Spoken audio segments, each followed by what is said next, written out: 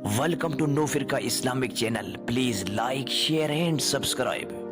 ہدایت کیا ہے؟ ہیا ارات الطریق، ایک تو ہے راستہ دکھلانا جس کو راہ نمائی کہتے ہیں، نمودن سے دکھانا۔ کسی نے پوچھا کہ میں نے فلاں جگہ پہ جانا ہے، تو ہم نے کہا یہاں سے سیدھے باہر نکل جانا، دائیں بائیں آگے بائی پاس آئے گا تو آپ یوں ادھر ہو جانا۔ یہ ہے ارات الطریق، راستہ دکھلا دینا، راستہ بتلا دینا۔ اس میں بھٹکنے کے امکان موجود ہے، تھوڑی سی غلطی لگ گئی تو آپ اور سمت بھی نکل سکتے ہیں۔ پھر اگر راستے کے اندر جگہ جگہ دشمن بھی کھڑا ہو تو پھر تو امکان اور زیادہ بڑھ جاتے ہیں۔ تو یہ ارات الطریق کا مفہوم ہے۔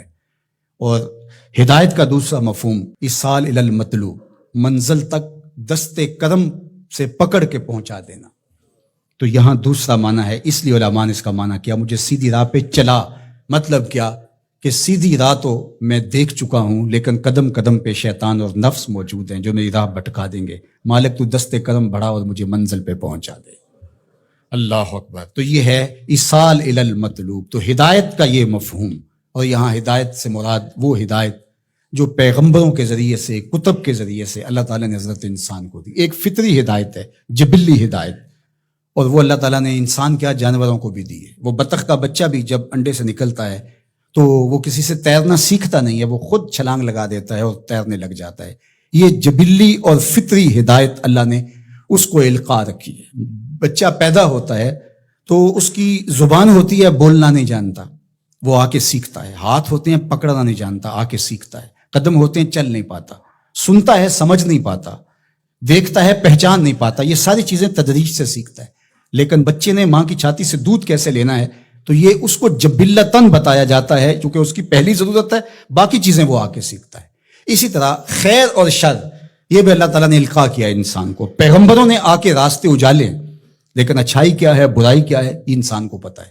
کسی کو تھپڑ مارنا بری بات ہے، یہ کہیں سے اس نے نہ بھی پڑھا ہو، کسی نے استاد نے نہ بھی بتایا ہو، یہ اس کا ضمیر بتاتا ہے کہ یہ غلط ہے۔ تو خیر اور شر یہ اندر تمہارا بتاتا ہے، یہ فطری اور جبلی ہدایت ہے۔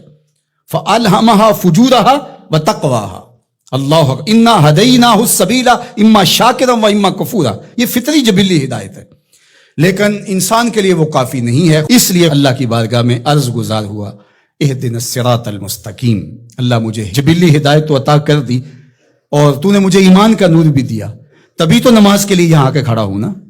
وضو کیا ہے، مسجد میں آیا ہے، لباس پہنا ہے، ہاتھ باندھے ہیں، قبلہ رخ کیا ہے، اور پھر بھی ہدایت مانگ رہا ہے، تو پھر اس کا مطلب یہ ہے کہ یہ استقامت ہدایت پہ مانگ رہا ہے، اور ایصال الی المطلوب والی ہدایت طلب کر رہا ہے کہ جگہ جگہ شیطان موجود ہے، مجھے بھٹکا دے گا، میرے مالک مجھے منزل مقصود تک پہنچا دے۔ صراط مستقیم، سیدھی راہ، اس کا ایک معنی لکھا کہ الاسلام ہے، کہ صراط مستقیم اسلام ہے، مجھے اسلام کا راستہ عطا کر دے۔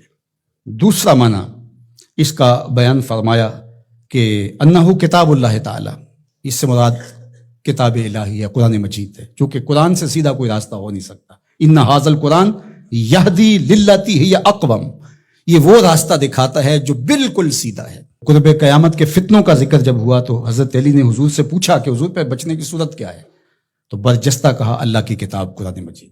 تیسرا معنی انہ الطریق الہادی الی دین اللہ تعالی، یہ اللہ کے دین کی طرف جو راستہ ہے وہ راستہ اللہ کے حضور اتنی تمہید کے بعد مانگا گیا تاکہ میں خیر کی راہوں پہ رہوں اور میری مدد نصرت مالک تیرے کرم پہ رہے۔ یہ حضرت عبداللہ ابن عباس رضی اللہ تعالیٰ عنہ کا قول ہے، اور فرماتے ہیں کہ یہ وہ راستہ لا عوج فیہ ہے، جس میں کوئی ٹیڑھا پن نہیں ہے، مستقیم بالکل، اور یہ اعتدال کا راستہ۔